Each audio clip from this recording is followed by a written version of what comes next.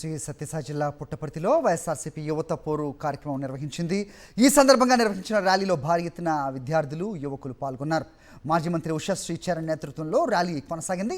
విద్యార్థులు చంద్రబాబు సర్కార్కు వ్యతిరేకంగా నినాదాలు చేశారు. ఫీజు బకాయిలు వెంటనే చెల్లించాలని, నిరుద్యోగులు, యువత సమస్యలు పరిష్కరించాలని డిమాండ్ చేశారు. మాజీ ఎమ్మెల్యేలు దుద్దుకుంట శ్రీధర్రెడ్డి, కేతిరెడ్డి వెంకట్రామరెడ్డి, హిందూపురం సమన్వయకర్త దీపిక, మాజీ ఎంపీ గోరంట్ల మాధవ్ తదితరులు ఈ ర్యాలీలో పాల్గొన్నారు. ఎందుకంటే ఈ 3 రంగుల జెండా జగన్మోహన్ రెడ్డి గారు కేవలం ప్రజా సంక్షేమం కోసమే ప్రవేశపెట్టినారు.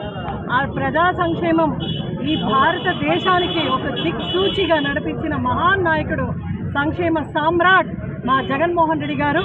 అదేవిధంగా ఈ జెండాని తన అజెండాగా మార్చుకొని ప్రతి ఒక్క లీడరు, క్యాడరు, నాయకులు, కార్యకర్తలు అందరూ కూడా వైఎస్ఆర్సీపీ పార్టీలో జగనన్న అడుగుజాడలో నడిచినందుకు, ఇంకా రాబోయే రోజుల్లో నడిచి ఆయన్ని మరొకసారిగా ముఖ్యమంత్రిగా చేసుకుంటూ బడుగు బలహీన వర్గాలకు, కార్మిక, కర్షక, మహిళ, ఉద్యోగి, యువత, రైతు ప్రతి ఒక్కర అభ్యున్నతి కోసం మనం ఈ వైఎస్ఆర్సీపీ పార్టీ ఆవిర్భవించిన ఒక శుభదిన సందర్భంగా అందరికీ కూడా మరొకసారి మేమందరూ కూడా జగనన్న బాటలో నడుస్తూ మళ్ళీ ఆయన ముఖ్యమంత్రిగా చేసుకునే దాంట్లో ఎటువంటి అనుమానం లేదని చెప్తూ